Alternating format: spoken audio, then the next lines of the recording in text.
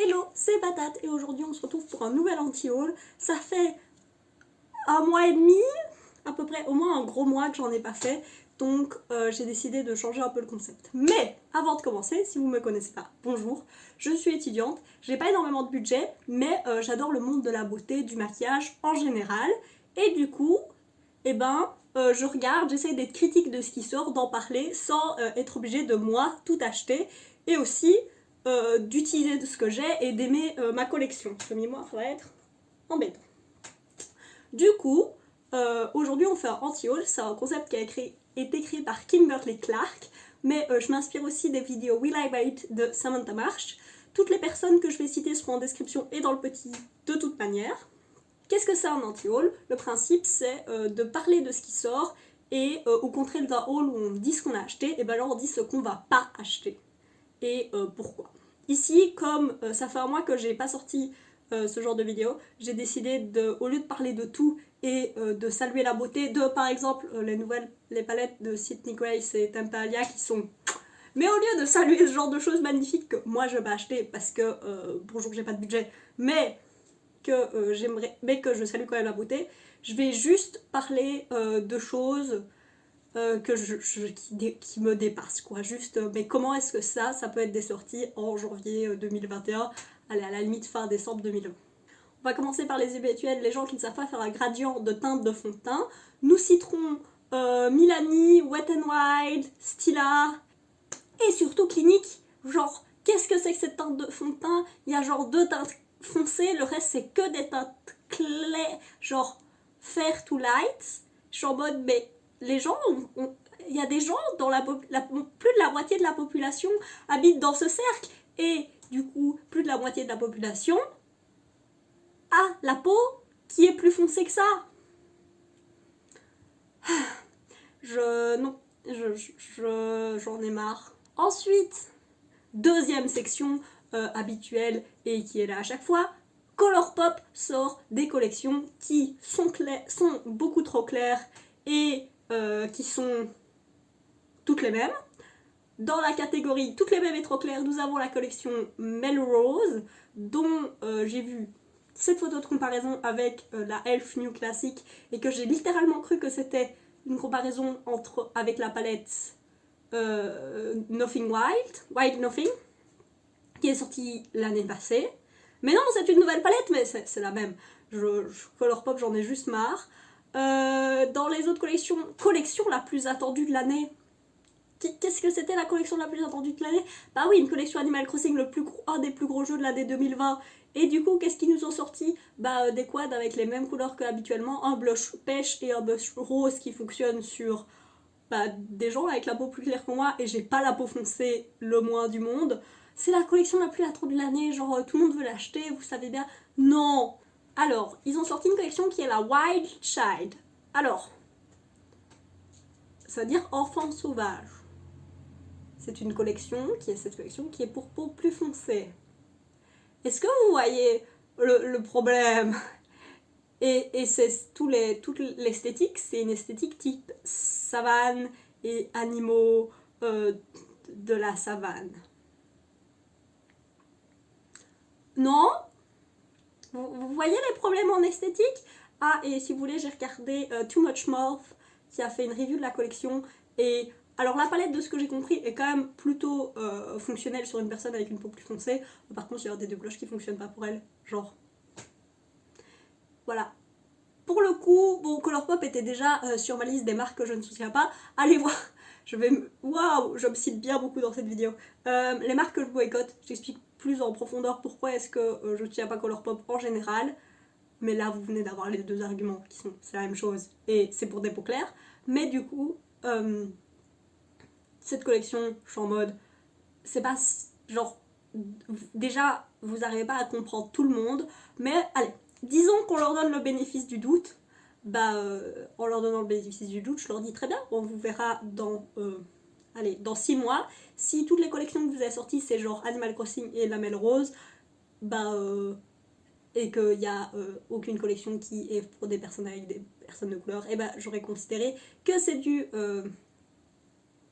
performative activism, donc de activisme performatif. Je ne sais pas si ça se dit en français, mais je connais pas le terme équivalent.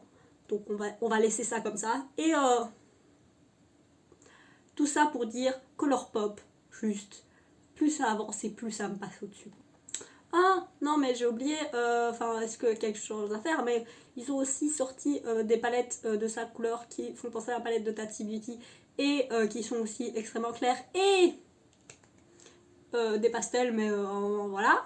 Les pastels et Colourpop, vous avez pas assez de palettes monochromatiques et de palettes monochromatiques pastel? Non, non, ok. Et ils ont aussi sorti, alors il y avait le Nouvel An, je ne sais pas si c'est chinois ou asiatique, je ne sais pas, et en Belgique on dirait le Nouvel An chinois, mais je ne sais pas si c'est correct à dire ça. Mais du coup, il y a énormément de marques qui ont sorti des produits soit avec du rouge et avec, je crois que c'est l'année de la vache, enfin du bœuf, du coup, avec l'embossing, genre des poudres avec où on voyait une tête de vache ou de bœuf, comme cet highlighter de chez Clinique qui est adorable, mais du coup la majorité je trouve, mais même si je suis contente d'avoir de la représentation culturelle pour d'autres fêtes que les fêtes chrétiennes, c'est toujours très agréable, mais du coup Colourpop a sorti cette collection c'est la palette Mulan divisée en deux, et c'est des tons toujours aussi clairs et clair et neutre et inintéressant. Et j'ai vu Anna Louise Poston qui faisait l'argument que c'est bien parce que tu peux les dépoter et les réarranger et après t'as des palettes magnétiques. Toutes les palettes de Colourpop sont magnétiques, donc techniquement les dépoter et les réarranger avec des couleurs de Colourpop c'est toujours possible. Et si vous voulez remettre d'autres choses dans... oui, on peut pas remettre d'autres choses dans des palettes normales de Colourpop, mais... l'argument non. Si vous voulez faire ça, allez acheter des palettes de chez Lethal Cosmetics. C'est allemand et c'est trop bien. Ça se voit que genre ça me fatigue, c'est sorti. L'autre collection pour le nouvel an que j'avais envie de parler, c'est MAC. Alors pas parce que le packaging n'est pas correct, pas parce que l'embossing dans l'highlighter est pas correct, mais parce que c'est double gleam et que c'est toujours la couleur qui sort quand ils sortent des collections spécifiques avec juste genre que t'achètes juste parce que l'embossing et que techniquement si tu utilises le truc et ben ça va quand même partir. Ils peuvent pas, genre MAC, genre ils ont 2 ou 3 couleurs qui sortent en boucle et il faut vraiment faire attention quand on achète ça, si vous voulez acheter des collections de MAC, parce que ça sort les mêmes choses en boucle. Dans sortir des produits pour des peaux foncées, mais passer à côté et faire de l'activisme performatif, nous avons Hourglass qui a sorti cette palette, qui est une palette qui est de leur poudre, les Ambient Lighting Powder, qui est faite pour des peaux plus foncées. C'est 3 couleurs qui existent déjà et ça n'empêche pas que vous aviez un produit que vous avez décidé de reformuler et d'enlever du marché pendant des années et revenir avec une seule couleur qui fonctionne que pour des peaux très claires. C'est pas comme si vous aviez rajouté des couleurs plus claires à la range et la poudre la plus claire est quand même fort claire. On va commencer à faire la transition avec Anastasia qui... Donc Anastasia a sorti une collection genre transparente avec un gloss transparent, un gloss avec genre qui a l'air blanc. J'imagine que c'est des paillettes blanches, mais moi je trouve que ça m'a pas l'air d'être le truc le plus flatteur, mais donnons le bénéfice du doute. Un gel à sourcils, enfin pas un gel à sourcils, une cire à sourcils dans un pot comme le produit de Patrick Ta pour un effet soap brow, tout ça. Et c'est une bonne idée, Anastasia c'est connu pour les sourcils, c'est pas une mauvaise idée. Et surtout, ça c'est le truc que je trouve dans la collection important, c'est l'highlighter qui est... Je veux bien que ce soit un blanc avec un reflet doré, mais le principe c'est que c'est... ils ont fait la promotion comme si c'était en disant que c'est la même formule que l'highlighter Amoeasy, qui est un des highlighters les plus aimés et que tout le monde est en mode ramenez-le et qui n'ont jamais ramené. Enfin, ils l'ont ramené une fois. Mais au lieu de sortir... Moi, ce que je me serais attendu, c'est qu'ils sortent tout... Enfin, Ce que tout le monde pensait, c'est qu'il y avait un embargo de contrat qui faisait qu'ils ne pouvaient pas ressortir d'autres highlighters dans cette formule-là. Parce que contrat, machin, Amrizi, tout ça. Mais, vu que là ils disent que c'est la même formule avec une autre couleur, pourquoi pas sortir juste une collection d'highlighters qui fonctionne pour tout le monde, avec une couleur pour tout le monde, dans cette formule, si vous avez le droit d'en sortir, je ne comprends pas. Et du coup, c'est un doré clair, mais c'est pas une couleur universelle. Il y a des personnes avec la peau très très claire et des personnes avec la peau très très foncée, chez qui ça ne fonctionnera pas. Est-ce qu'on voit le reflet dans le miroir? Bon, j'espère que ça va aller ce miroir. Au pire, je refilmerai. Bon, au pire, vous aurez un peu de reflet de mon miroir. Sorry, not sorry. Du coup, enfin, tout ça pour dire que Osef et de toute manière Anastasia, pour moi, je trouve que c'est une collection qui ressemble plus à ce que la marque sortait quand c'était Anastasia qui était à la tête de la marque et pas Norvina. Donc ça c'est bien, mais Osef.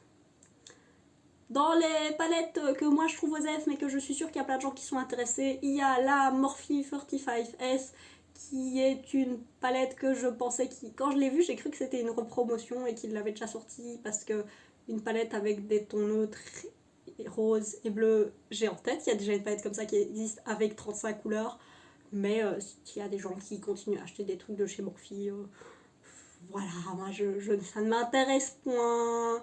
Et il y a aussi Tarte qui a sorti une palette de 20 couleurs de neutres. J'ai vu des gens qui trouvaient que la palette était super belle. J'ai entendu que Smoky Glow a dit que la qualité était correcte.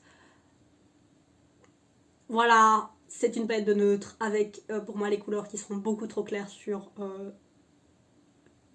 à peu près tout le monde, sauf des personnes très très claires et qui pour moi n'a aucun intérêt. Mais c'est mon avis, je suis pas quelqu'un qui aime les neutres. Il y a aussi la palette de Violet Voss, la Windflower, je ne vois pas en quoi. Eh bien, ce sont des fleurs du vent. Genre, moi j'aurais vu plutôt des couleurs genre comme un champ de fleurs. Genre comme des fleurs des champs. Mais si vous voulez sortir une palette qui a les mêmes couleurs que celles qu'on voit depuis que Modern Renaissance est sortie, très bien. Moi je n'ai aucun intérêt et j'ai l'impression que je sais plus qui j'ai entendu dire que Violet Voss devrait sortir d'autres produits que des palettes d'ombre à paupières, et je suis assez d'accord parce que j'ai l'impression qu'ils ne savent pas où aller avec ces palettes. La dernière qui était intéressante, c'était la Flamingo quelque chose, mais qui avait pris des mois à arriver partout et que du coup personne n'avait utilisé au final. Dernière chose dans les palettes qui m'intéressent pas parce que c'est neutre et clair, il y a Boxom qui a sorti toute une collection sur White Russian, qui est un des gloss qui fonctionne le mieux, qui est un gloss laiteux rose clair et qui apparemment fait plump les lèvres. Et ils ont décidé de sortir un rouge à lèvres rose très très clair.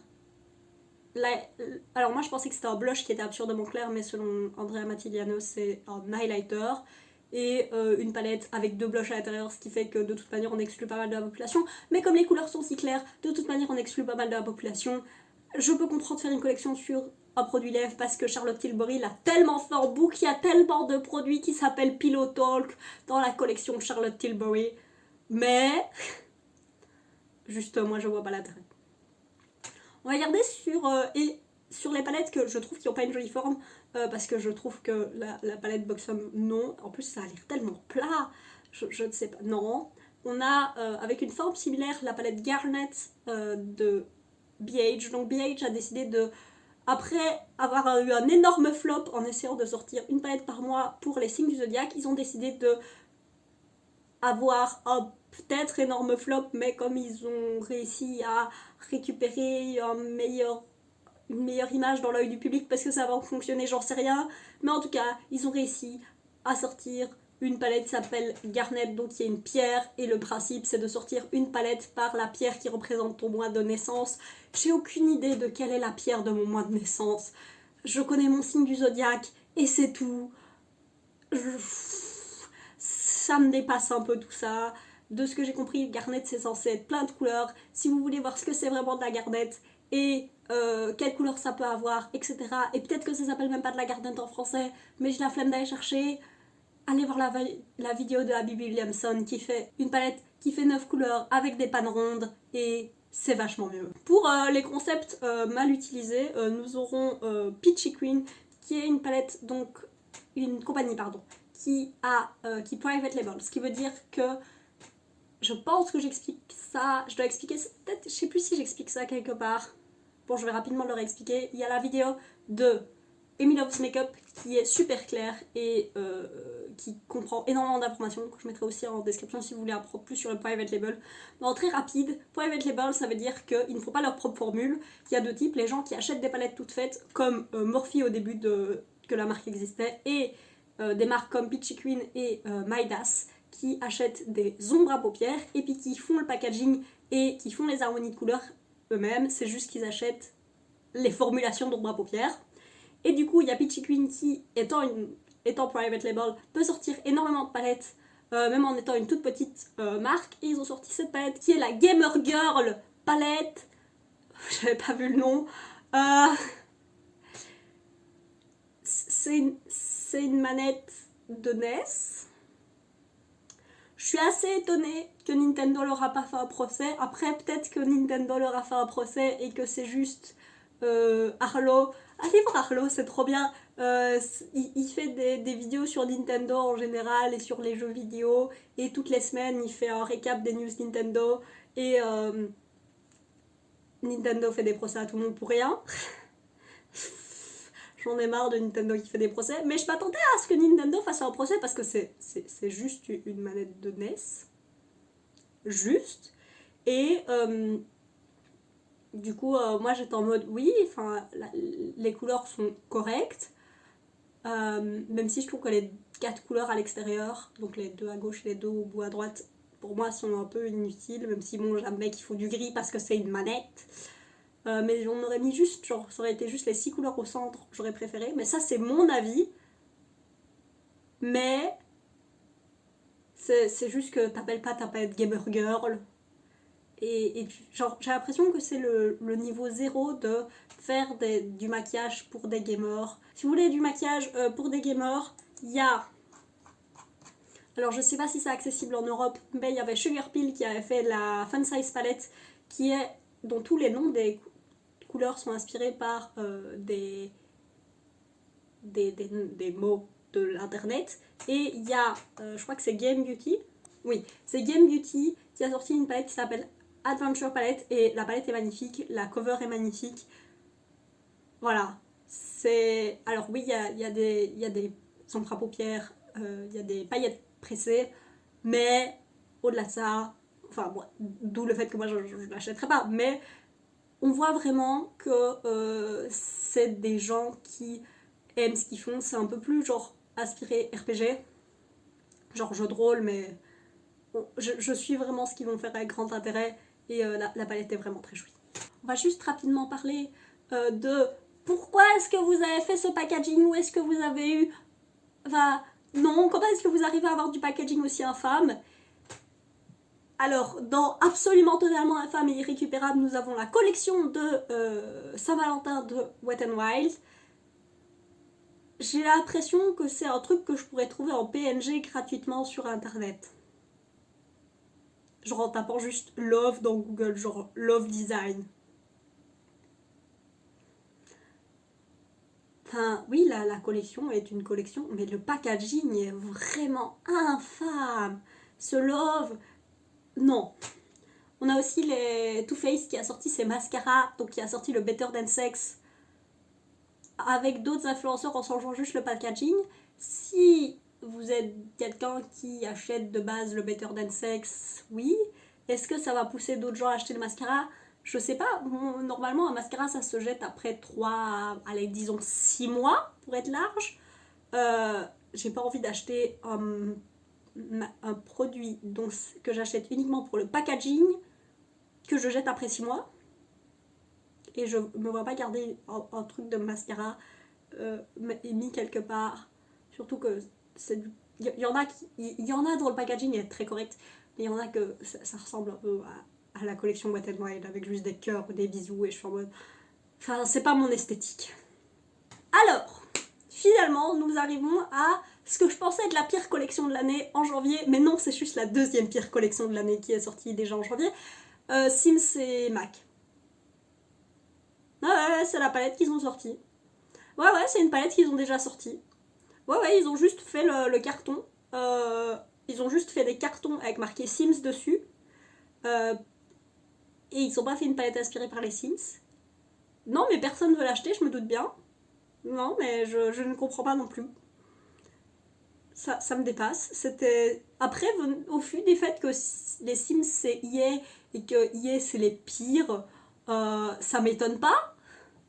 Mais non, que Mac, on en parlait déjà tantôt, ils revendent tout le temps les mêmes produits. Mais quand même. Et du coup, la pire sortie de l'année, YSL, oui, Yves Saint Laurent, la marque de maquillage, a sorti cette chose. Mais qu'est-ce que c'est que cette chose? Alors, on a 3 couleurs de rouge à lèvres dans le même ton. Donc c'est même pas des tons différents.